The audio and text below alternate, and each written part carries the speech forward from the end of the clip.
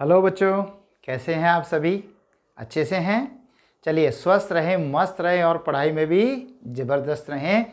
मैं hero Singh Rawat, PGT commerce, government senior secondary school 7 road Khurd Hisar से EDUSAT के माध्यम से 12वीं कक्षा के बच्चों को अकाउंटेंसी विषय पढ़ाने जा रहा हूँ, समझाने की कोशिश करूँगा। बच्चों, क्योंकि हम 12वीं में जो अकाउंट्स करेंगे तो उसका बेस +1 में था, 11वीं कक्षा में था।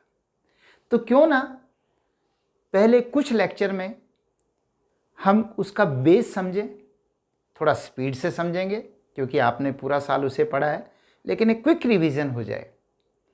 तो इस कड़ी में हम शुरुआत करते हैं अकाउंटिंग इक्वेशन और rule of double entry system. आज के लेक्चर में इस एरिया को कवर करेंगे।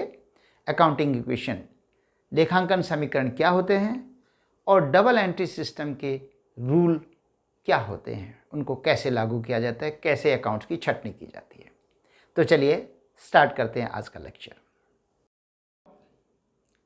हम एक क्विक रिवीजन लेते हैं +1 का, जिसमें सबसे पहले स्टार्ट करेंगे अकाउंटिंग इक्वेशंस, लेखांकन समीकरण।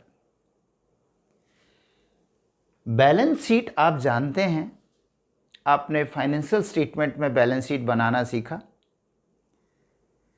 2 साइड होती हैं, एक लायबिलिटी साइड जो हमारे लेफ्ट में है और एक एसेट साइड जो कि राइट में। आप जानते हैं कि बैलेंस शीट की दोनों साइड हमेशा बराबर होती हैं। कैसे होती हैं, इसको एक बार फिर से समझते हैं। सबसे पहले मालिक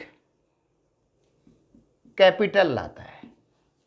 मान लेते हैं वो 1 लाख रुपए लाया, तो 1 लाख रुपए लाया तो 1 लाख रुपए किस रूप में लाएगा? या तो वो कैश लाएगा,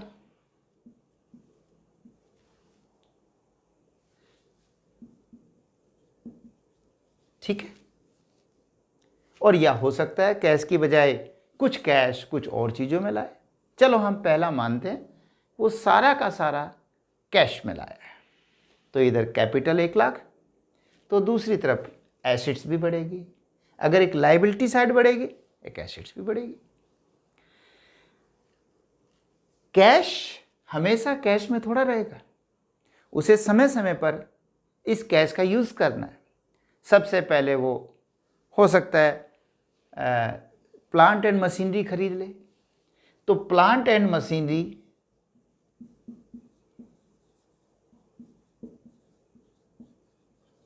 मान लेते हैं 50,000 रुपये की प्लांट एंड मशीनरी खरीदता है। तो देखिए 50,000 उसके पास कैश कम हो जाएगा। बताइए होगा कि नहीं? जब मशीन खरीदेगा तो यहां से कैश उठा के और वो जहां से मशीन खरीदेगा उनको दे देगा, तो उसके पास प्लांट एंड मशीनरी यहां तो 50,000 प्लस हो जाएगा। अब मैं इसको सीधा भारी लिख देता हूं 50,000, और वहां पर 50,000 उसके पास कम हो जाएगा। तो देखिए ये कितना है, अब 1 लाख माइनस 50,000, 50,000, और ये कितना है 50, दोनों मिलाकर 1 लाख, और ये भी 1 लाख है। चलिए इसलिए 1 लाख को यहां लिख देते हैं, ठीक है। उसके बाद माल भी तो खरीदेगा। चलो मान लेते हैं उसने, क्योंकि 50,000 ही तो बचे हैं, उसमें से 30,000 का उसने नगद माल खरीद लिया। तो नगद माल खरीदेगा तो गुड्स बढ़ेगा, और गुड्स को हम कहते हैं स्टॉक, ठीक है। तो स्टॉक कितने का बढ़ेगा? 30,000 रुपए का, राइट। तो आपका कैश और 30,000 कम हो जाएगा। होगा कि नहीं? क्योंकि जब आप माल खरीदोगे तो आपका माल बढ़ेगा, गुड्स बढ़ेगा, यानी स्टॉक बढ़ेगा, दूसरी तरफ आपका कैश कम हो जाएगा। तो कैश पे गौर किया जाए तो 80,000 कम हो गया, तो मात्र आपके पास 20,000 कैश है कि नहीं। अब मैं इसको हटा दूं सारे को, और ये भी स्टॉक आपका 30,000 हो गया। यहाँ पे गौर करें तो 50,000, 30,000, 80 और 20, 1,00,000 वही का वही चल रहा है। अच्छा, अब उसके पास 20 ही कैश रह गया। उसने कहा ये तो कम पड़ गया, और पूंजी लाओ। पूंजी है नहीं, तो क्या करेगा, उधार लेगा। मान लेते हैं कि वो लोन ले लेता है, और लोन भी 50,000 का लेता है। तो फिर क्या होगा, अगर लोन लेगा तो यहां पर या तो कैश में, और मैं साथ में इसके साथ बैंक भी लिख सकता हूं कि मान लेते हैं कि बैंक में 50,000 रुपये बढ़ गए, है कि। तो अब उसके पास 50 और 20, 70,000 रुपये नगद है कैश में और बैंक में मिलाकर। इधर देखिए 1.5 लाख है टोटल, इधर का देखिए 70 और 30, 1,00,000 और 50, 1.5 लाख, वही बराबर आ रहा है। हमेशा जब भी कभी आप बैलेंस शीट को देखेंगे तो दोनों साइड बराबर रहेंगे। ओके, अब मानते हैं कि मान लो उसने माल बेच दिया। अब माल बेच दिया, जो स्टॉक 30,000 का है, चलो इसमें से 20,000 का माल बेच दिया, तो 20,000 का माल इसमें कम हो जाएगा, यानी इसमें 20 कम होगा, 20 कम हो जाएगा, और 20 का माल 20 में तो बेचा नहीं होगा। हो सकता है 20 का माल 30 में बेचा हो, चलो मान लेते हैं 20 का माल 30 में बेचा, तो उसके पास कैश में 30,000 नहीं पड़ जाएंगे। सोचो, 20 का माल जाएगा, ठीक है, और 30,000 रुपये आएंगे, तो 30,000 आएंगे, तो ये अब आप उसका कैश 30,000, यानी 30 की जगह ये कितना हो जाएगा, 20 की जगह 50,000 हो जाएगा। लेकिन क्या 10,000 का उसे फायदा नहीं हुआ? जब 20,000 का माल 30 में बेचेगा तो 10 का लाभ भी हुआ। तो लाभ से मालिक की पूंजी बढ़ती है, इसलिए यहां पर मालिक की पूंजी में प्लस करना होगा, तो ये 1,10,000 हो जाएगा। अब इधर का टोटल करें तो 1,60,000 होता है, इधर का टोटल करें तो 50 और 50, 1,00,000, और ये 10,000 रह गया, ये 10,000 रह गया, और 50,000, ये तो हो गया ना 1,60,000। तो क्या देखा आपने कि बैलेंस शीट हमेशा बराबर चलती है। वो अलग बात है कैसे बराबर होगी, कभी दोनों साइड बढ़ता है, दोनों साइड कम होता है, कभी इसी साइड में प्लस होता है, इसी साइड में माइनस होता है, ऐसे इधर भी प्लस माइनस हो सकता है। सो कुल मिलाकर ये अर्थ निकलता है कि बैलेंस शीट हमेशा बराबर रहती है। तो एक फार्मूला निकला, इसका टोटल अभी 1,60,000 हो गया, और इधर का भी टोटल 1,60,000 हो गया। ओके, अब एक फार्मूला निकला, एसेट्स इक्वल टू, देखिए ये सारी एसेट्स है, ये टोटल एसेट्स है, तो इस assets is equal to liabilities plus capital. ये आपका एक फार्मूला है, इसको हमेशा याद रखिएगा, assets is equal to liabilities plus capital. अब इसमें यहां पर मेरी एसेट्स 1,60,000, लायबिलिटीज मेरी 50,000 है, और कैपिटल मेरी 1,10,000 है।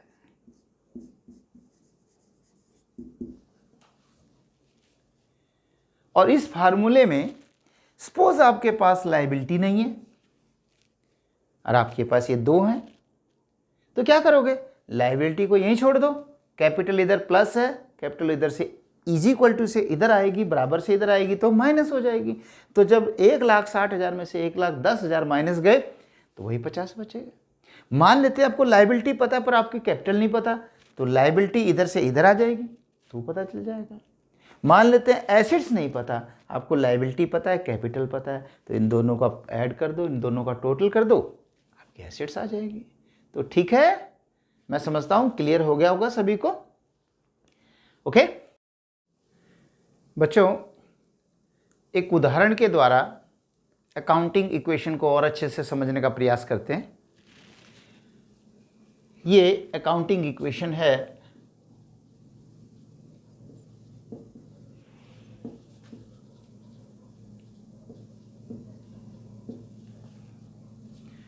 यहां पर सीरियल नंबर हो गए, transactions, assets is equal to, अभी हमने फार्मूला बताया था ना, लायबिलिटीज प्लस कैपिटल। पहली ट्रांजैक्शन देखिए, आप सभी को मत देखिए, एक एक को समझाता चलूंगा मैं, तो आप जहां मैं कहूं वहां देखते रहिए। Ram started business with cash 70,000। Ram ने 70,000 से बिजनेस स्टार्ट किया।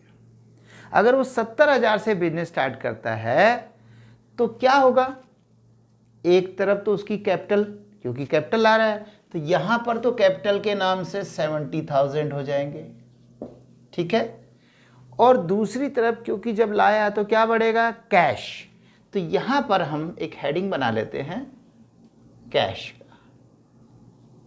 तो कैश में 70,000 लाएगा, इसको थोड़ा नीचे लिख देते हैं 70,000,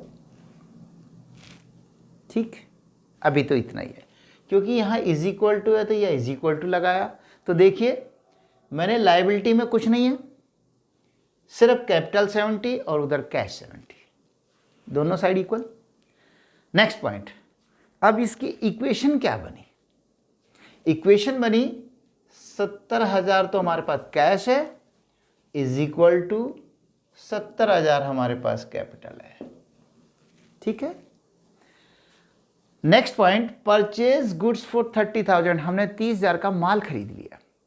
जब हम 30,000 का माल खरीदेंगे तो हमारे पास क्या होगा, एक तो माल बढ़ जाएगा, जब माल खरीदोगे तो माल आएगा ना, और दूसरी तरफ आपके पास से कैश कम हो जाएगा, है कि नहीं। तो 30,000 तो आपका कैश कम हो जाएगा, ये माइनस हो जाएगा 30,000, कैश कम हो जाएगा, और 30,000 का माल बढ़ जाएगा, यानी स्टॉक बढ़ जाएगा। तो अब मेरा एक पॉइंट और बन गया, स्टॉक।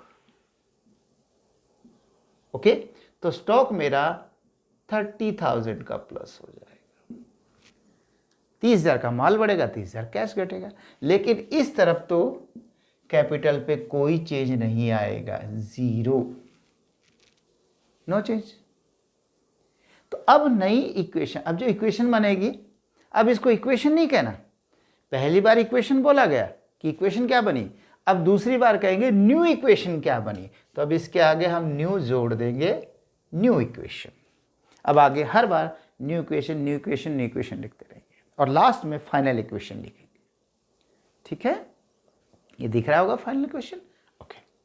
तो 30,000, अब देखिए न्यू इक्वेशन क्या बनेगी, जहां 70 में माइनस 30 होगा तो वहां मेरे पास 40,000 प्लस का बचेगा, राइट। और ये तो 30,000 ही रहेगा, और इस तरफ यही प्लस, ये यहां पर 70,000 रहेगा। इन सब के आगे प्लस लगा देते हैं, ओके। अब आगे नेक्स्ट एंट्री है, ट्रांजैक्शन है, purchase goods from Shyam on credit for 40,000। आपने 40,000 का माल श्याम से उधार खरीदा। जब आप श्याम से 40,000 का माल उधार खरीदेंगे तो क्या होगा, माल खरीदा ना, चाहे नगद खरीदो चाहे उधार खरीदो, दोनों कंडीशन में माल बढ़ेगा, यानी स्टॉक बढ़ेगा। तो आपका स्टॉक तो बढ़ जाएगा 40,000, लेकिन कैश पे तो कोई फर्क नहीं पड़ेगा, क्योंकि आपने तो उधार खरीदा है। तो जब आप उधार खरीदोगे तो बताइए श्याम के पैसे आपने देने हैं या श्याम से पैसे लेने हैं। भाई सिंपल सी बात है, जब माल खरीदोगे तो उसके पैसे देने हैं, और देने हैं तो वो मेरे लिए लायबिलिटी बन गया, यानी मेरे लिए क्रेडिटर बन गया। तो यहां पर लायबिलिटी में अब एक नया नाम आ जाएगा, क्रेडिटर्स, क्रेडिटर्स, ठीक है। और क्रेडिटर्स में आएगा यहां पर 40,000 बढ़ जाएगा, यहां पर 40,000 बढ़ेगा। अब देखिए 40,000 पहली बार स्टार्ट हुआ है, इससे पहले तो नहीं था ना, तो आप जहाँ जहाँ पर बाकी जगह बच गई वहाँ 0 लिख दीजिए, क्योंकि यहाँ 0 रहा होगा तो टोटल 0 आएगा, 0 में 0 हुआ फिर 0 हुआ, अब आगे चेंज जाएगा। ओके, अब न्यू इक्वेशन क्या बनेगी, अब क्योंकि इसके आगे तो कुछ हुआ ही नहीं कैश के नीचे, तो यहाँ भी 0, और देखिए ये कैपिटल है, इसके आगे भी कुछ नहीं हुआ तो 0, तो यह 40 में 40 हो जाएगा प्लस 70,000 इज इक्वल टू, ये कितना हो गया 40,000 और ये कितना हो गया 70,000। आप कभी भी चेक कर सकते हैं, 40 और 70 1,10,000 हुआ और 40 और 70 1,10,000, दोनों साइड वो इत्तेफाक हुआ कि 40-70 ऐसा कोई जरूरी नहीं है, पर टोटल बराबर आएगा, टोटल बराबर आएगा। ओके, ये न्यू इक्वेशन हो गई। अब उसके बाद fourth point, sold goods to Mohan of ₹20,000 for 25,000। आपने 20,000 वाला माल 25,000 में बेच दिया, आपके पास मतलब 70,000 रुपये का, 40 और 30, आपने इसमें से 20,000 का माल जो मोहन है उसको 25,000 में बेचा। भाई कुछ महंगा तो बेचोगे ही, तो क्या होगा, जब आप मोहन को बेच रहे हो तो नगद बेच रहे हो या उधार। जब उसका नाम बोल दिया गया कि नाम कह दिया गया कि मोहन को बेचा, इसका मतलब उधार बेचा। तो 25,000 का उधार बेचा है तो मोहन को बेचा। एक बात तो तय है, नगद बेचो चाहे उधार बेचो, दोनों में माल तो जाएगा ना। तो देखिए आपका माल कम हो जाएगा, कितने का, 20,000 का माल कम होगा या 25,000 का, भाई 20 का कम होगा, क्योंकि माल तो 20 का ही जाएगा, तो 20,000 का हो जाएगा। ओके, और 25 उससे लेंगे, अभी लिया नहीं है, तो वो मेरा बन गया डेटर। तो एक और नया नाम स्टार्ट हो गया, डेटर, डेटर्स। तो डेटर मेरे बढ़ेंगे यहां पर कितने के, 25,000 के। ओके, 25,000 के डेटर्स बढ़ जाएंगे, 20 का माल जाएगा, 25 के डेटर्स बढ़ेंगे। इसका मतलब है 5,000 का फायदा हुआ, और जब भी फायदा होगा तो पूंजी बढ़ेगी, मालिक की पूंजी बढ़ेगी, जब भी नुकसान होगा पूंजी घटेगी। तो यहां पर 5,000 रुपये मालिक की पूंजी में जोड़ दिया जाएगा।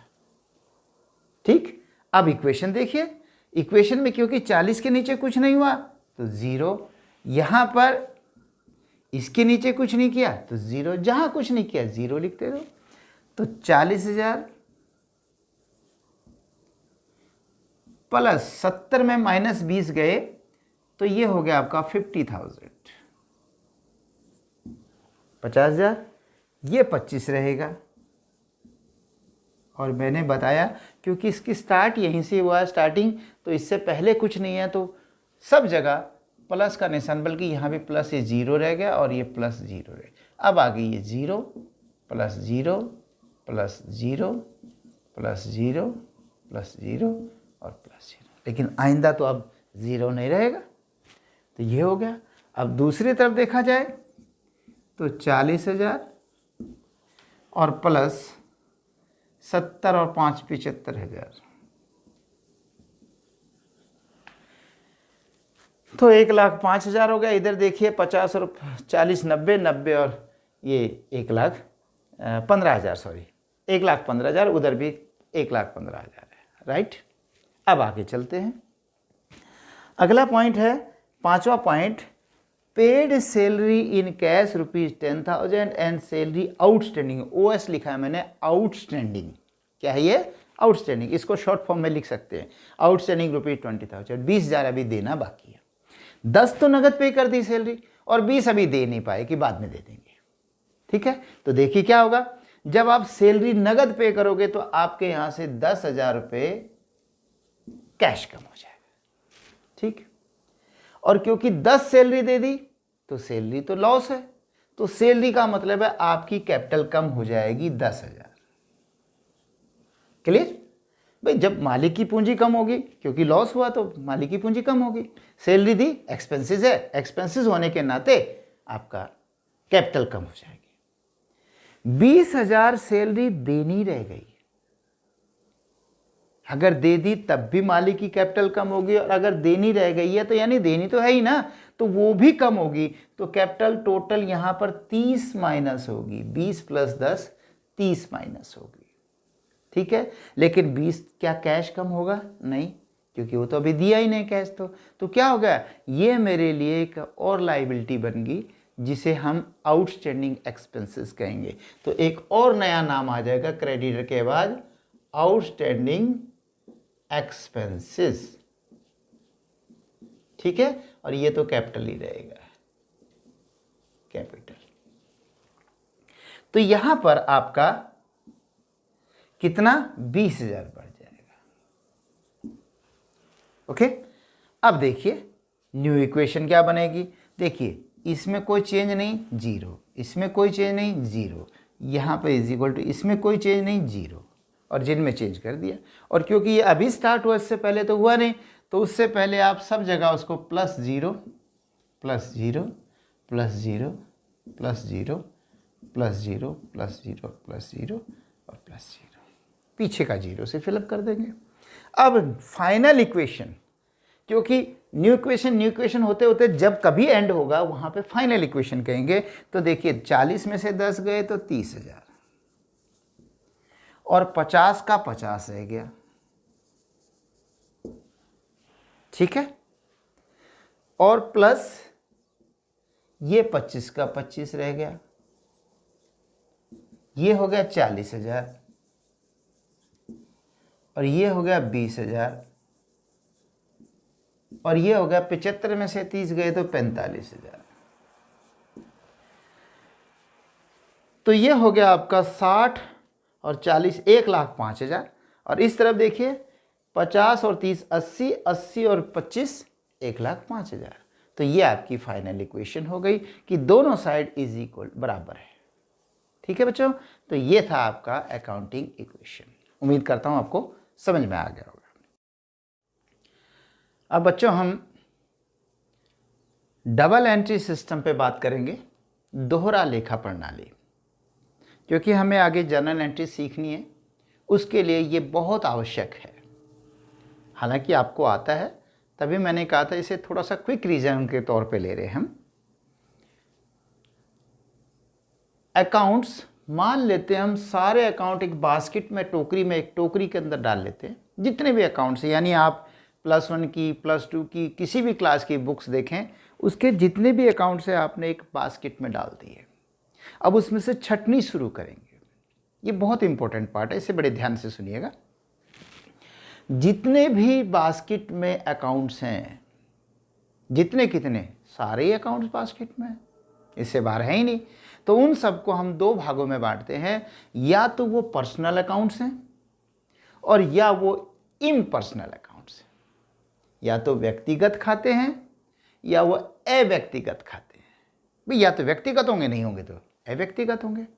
तो हम मान लेते हैं इसमें से हम ये व्यक्तिगत, ये व्यक्तिगत, ये व्यक्तिगत, ऐसे करके छाटेंगे जो जो पर्सनल अकाउंट्स होंगे। पर सवाल आया, पर्सनल होते क्या है? पर्सनल अकाउंट्स वे खाते जो किसी व्यक्ति, किसी संस्था, किसी कंपनी आदि के नाम से हो। जो व्यक्ति हमारी संस्था के साथ लेन देन करेगा, और वो भी अगर उधार में करेगा, तो उसका नाम लिखना पड़ेगा कि नहीं? तो देखिए वो खाता बनेगा। अगर वो नगद कर देता है, नगद पेमेंट कर देता है, तो हम उसका खाता क्यों बनाएंगे? तो जो व्यक्ति हमसे लेन देन, जरूरी नहीं है कि माल हमसे वो हमें बेचे, हम भी उसे बेच सकते हैं। बस ये है कि यदि वो लेन देन करता है और अभी उसने कुछ लेना देना बाकी है, वे खाते जो किसी व्यक्ति, संस्था, कंपनी आदि के नाम से हों, उनको हम पर्सनल अकाउंट्स कहते हैं। डिटेल में हमने +1 में पूरा पढ़ा है, अब शॉर्ट में कर रहे हैं। ओके, फॉर एग्जाम्पल, उदाहरण के लिए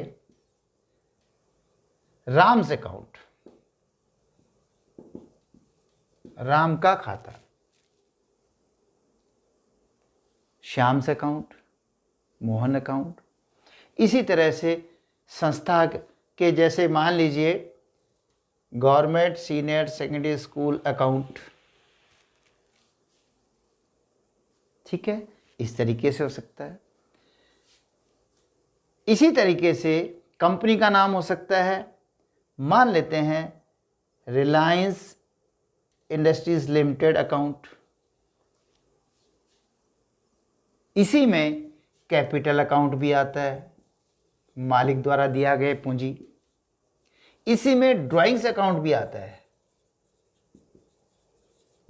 इसी में बैंकों के जैसे PNB account, Punjab national bank account, state bank of India account, ऐसे करके इनके अकाउंट्स आते हैं।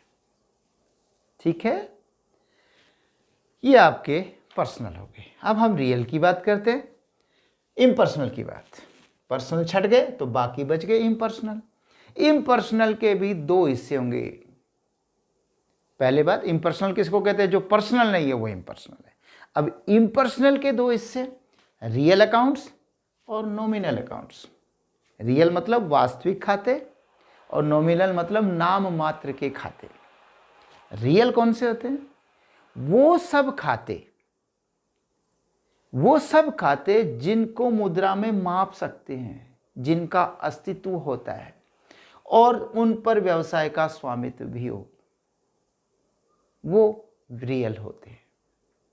जो चीज़ बिजनेस की है, उसकी मुद्रा है, वैल्यू है, और उसे आप मालिक के तौर पे, स्वामित्व के तौर पे, यानी उसे खरीद सकते हैं, बेच सकते हैं, अपने नाम से रख सकते हैं, वो आपकी रियल अकाउंट्स होते हैं। जैसे मान लेते हैं हम किसी का मकान किराए पे ले लें, तो क्या हमारे पास स्वामित्व है? नहीं है। क्या हम उसे बेच सकते हैं? नहीं। तो हमारे रियल अकाउंट्स में नहीं आएगा। लेकिन कोई प्रॉपर्टी हमारी है, हमारी मतलब हमारे व्यवसाय की, और उसे हम बेच सकते हैं, उसे अपने नाम से रख सकते हैं, वो रियल में आएगा। ओके, तो these are real accounts. For example cash account, right? Cash में जो है वो आपका रियल में आता है। Land and building account, land and building account, furniture account. इसी में गुडविल अकाउंट भी आता है।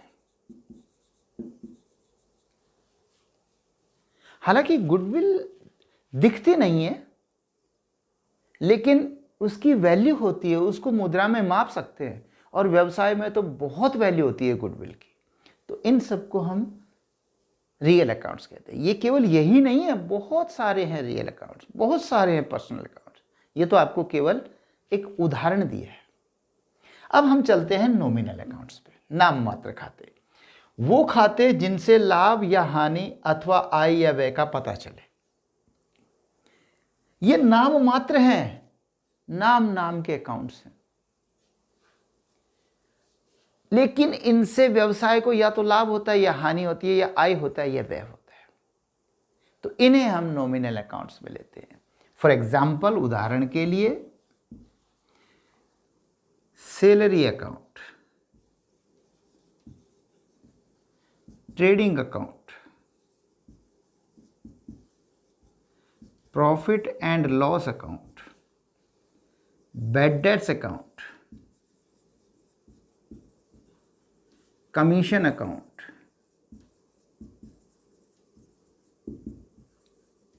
रेंट अकाउंट, और इसी में गुड्स अकाउंट भी आते हैं, जिसमें purchases account, sales account, purchases return account,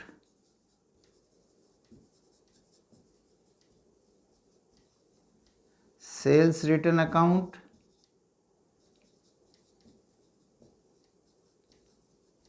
ये आते हैं। ठीक है, तो इस तरीके से इसके अंदर ये नॉमिनल अकाउंट्स आते हैं। क्लियर है बच्चों? +1 में आपने किया हुआ है। अब तो हम इसका दोहराव करें, और दोहराव में ज़्यादा समय नहीं दे सकते, ना ही बहुत स्लो चल सकते हैं। उम्मीद करता हूँ आप इतनी स्पीड से समझ पा रहे होंगे। लेकिन कोई +1 का बच्चा देख रहा हो तो कृपया वो अभी शायद समझ ना पाए, क्योंकि पहले उसे डिटेल समझना जरूरी है। ओके, अब हम इनके रूल्स करते हैं।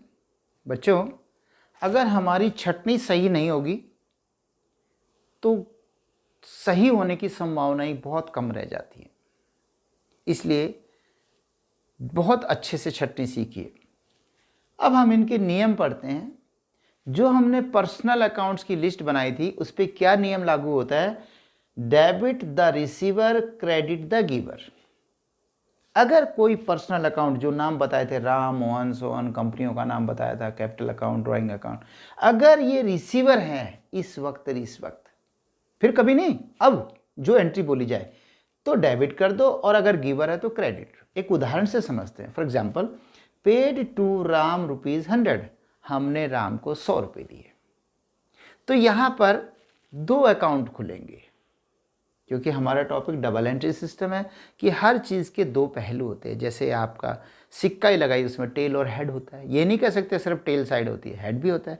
इसी तरह अगर कोई लेने वाला है तो कोई देने वाला है, एक चीज़ आ रही है तो एक चीज़ जा रही है, तो ये हमारा डबल एंट्री सिस्टम होता है। तो उसमें पेड टू राम, राम को 100 रुपये दिए, तो 2 अकाउंट, कम से कम 2 अकाउंट इफेक्ट करेंगे। 2 से ज़्यादा भी कर सकते हैं, पर 2 तो जरूर करेंगे। पेड टू राम कैसे देते हैं? जेब में से पैसे निकाले, राम को दिए, ये लो राम 100 रुपये। तो जेब से कैश गया तो एक कैश अकाउंट बना, और राम रिसीव करा, एक राम का अकाउंट बना। तो हमारे सामने 2 अकाउंट बनेंगे, एक राम का, यानी एक राम का अकाउंट, और एक कैश का। आप जानते हैं राम पर्सनल अकाउंट है और कैश रियल अकाउंट है। हमने किया था ना, ये रियल में था कैश। तो अभी मैं रियल का रूल लागू नहीं करूंगा, अभी मैं पर्सनल का रूल लागू करूंगा। तो पर्सनल का रूल क्या कहता है? अगर राम रिसीवर है इस वक्त, इस एंट्री में इस वक्त अगर राम रिसीवर है तो राम को डेबिट कर दो, अगर राम गिवर है इस वक्त तो राम को क्रेडिट कर दो। मैं इस वक्त पे जोर क्यों दे रहा हूं भाई? किसी दिन वो हो सकता है कि वो पैसे देने वाला हो, आज तो राम रिसीव कर रहा है, कल को राम उल्टे दे सकता है कि नहीं? तो बात यह है कि इस वक्त क्या पोजीशन है। तो इस वक्त बताइए, राम रिसीव कर रहा है या दे रहा है? हमने राम को 100 रुपये दिए तो राम रिसीव कर रहा है, राम रिसीवर है तो राम को हमें डेबिट करना पड़ेगा। तो एंट्री जो बनेगी वो बनेगी राम डेबिट टू, फिर दूसरा अकाउंट अपने आप ही हो जाएगा कैश अकाउंट। ओके, और नरेशन लिखी जाएगी पेड टू, पेड कैश। बस टू भी क्या है, ₹100, ठीक है, चलेगा। और ये आपकी डिटेल हो गई, और 100 यहां पर हो जाएगा और 100 यहां पर, ठीक है। पेड टू यानी paid Ram debit to cash. अब यहां पर राम से अकाउंट नहीं लिखेंगे। आजकल जब किसी का व्यक्तिगत नाम होता है, व्यक्तिगत, ये एक तो किसी कंपनी आदि का नाम हो वहां नहीं, वहां तो नाम लिखा जाए, अकाउंट लिखा जाता है, लेकिन किसी का व्यक्तिगत नाम हो, प्रॉपर नेम जिसको बोलते हैं, प्रॉपर नाउन, तो वहां पर सीधा ही राम लिखेंगे, श्याम लिखेंगे, मोहन लिखेंगे। ओके, तो राम डेबिट टू कैश। अब हम रियल का रूल पढ़ते हैं। रियल का रूल है debit what comes in and credit what goes out. जो चीज आ रही है इस वक्त, कोई रियल हो, और अगर कम्स इन है, हमारे बिजनेस में कम्स इन, हमारे बिजनेस में आ रही है तो डेबिट करो, और अगर हमारे बिजनेस से जा रही है तो क्रेडिट करो। देखें, सेम पेड टू राम, यहां भी वही एंट्री थी, ट्रांजैक्शन थी, paid to Ram 100, paid to Ram ₹100, same, बिल्कुल सेम। लेकिन फिर अकाउंट कौन से बनेंगे? वही 2, राम और कैश का। राम अकाउंट बनेगा और कैश का बनेगा। राम पर्सनल है और कैश रियल है। अब की मैं पर्सनल पर रूल लागू नहीं करूंगा, अब की मैं रियल का रूल लागू करके देखूंगा। कर तो मैं इससे भी सकता था, लेकिन मुझे अब की सीखना रियल है ना, तो मैं रियल को पकड़ूंगा कि कैश को पकड़ो। अगर कैश इस वक्त कम्स इन है, आ रहा है, तो डेबिट करो, और अगर इस टाइम कैश जा रहा है हमारे बिजनेस से तो क्रेडिट करो। देखें, पेड टू राम, राम को 100 रुपये दिए, जेब में से निकाले और उसको 100 दे दिए, तो कैश आया कि गया? सिंपल सी बात है, कैश गया। तो गया तो कैश क्रेडिट होगा, क्योंकि गोज आउट है। तो जब कैश क्रेडिट होगा यानी टू कैश होगा, तो फिर ऑटोमेटिकली बचा क्या? राम। तो राम डेबिट हो जाएगा 100 और टू कैश 100, नरेशन वही बनेगी, पेड कैश ₹100। यस, क्लियर हुआ? चले अब तीसरे पे चलते हैं। अब है नॉमिनल का रूल क्या है? नॉमिनल का रूल है, क्योंकि इसमें लाभ और हानि आय व्यय होता है, तो debit all the expenses and losses and credit all the incomes and gains.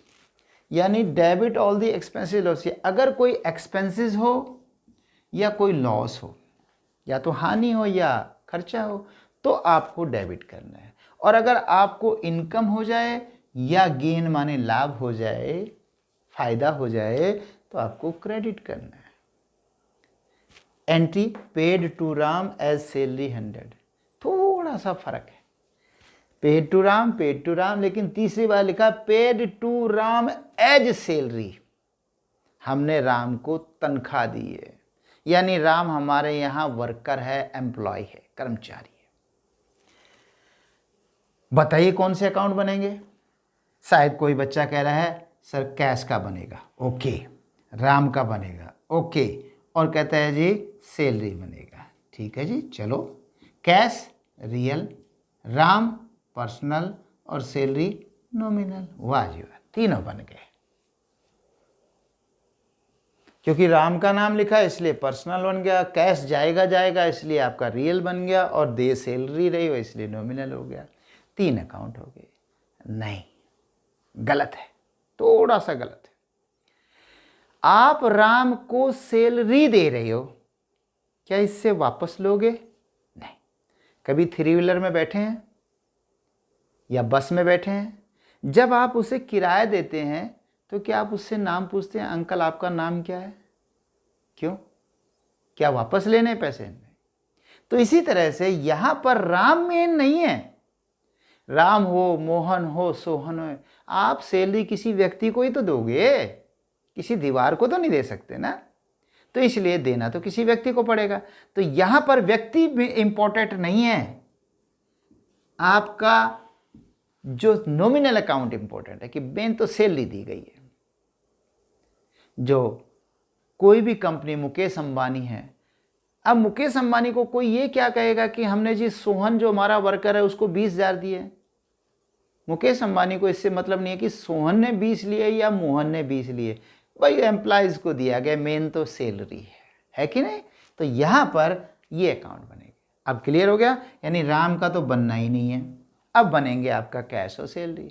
मैं चाहूँ तो इसे कैश से भी कर सकता हूँ, पर फिर मैं ये रूल लागू करूँगा, क्योंकि मुझे रूल सीखना है नॉमिनल का, इसलिए मुझे इस बार सैलरी को पकड़ना है। पकड़ो सैलरी को।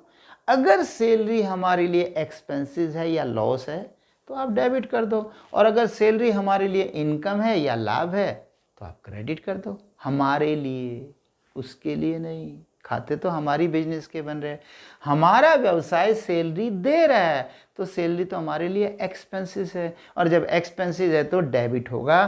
तो एंट्री बनेगी salary account debit to cash account,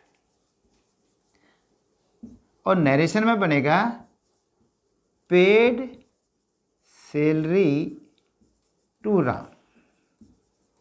अब की ब्रैकेट में यानी नरेशन में नाम उसका लिखना बहुत ज़रूरी है, क्योंकि ये तो पता चल रहा है सैलरी दी है, पर ये पता नहीं चल रहा किसको दी है। तो नोटिस रखने के लिए, ध्यान रखने के लिए किसको दी गई है, इसलिए उसका नाम लिखना पड़ेगा। ओके, बस हो गया क्लियर। 100। उम्मीद करता हूँ आपको समझ में आ गया होगा। ठीक है, आप इसे ध्यान से समझिए और आगे यूज़ करते रहें।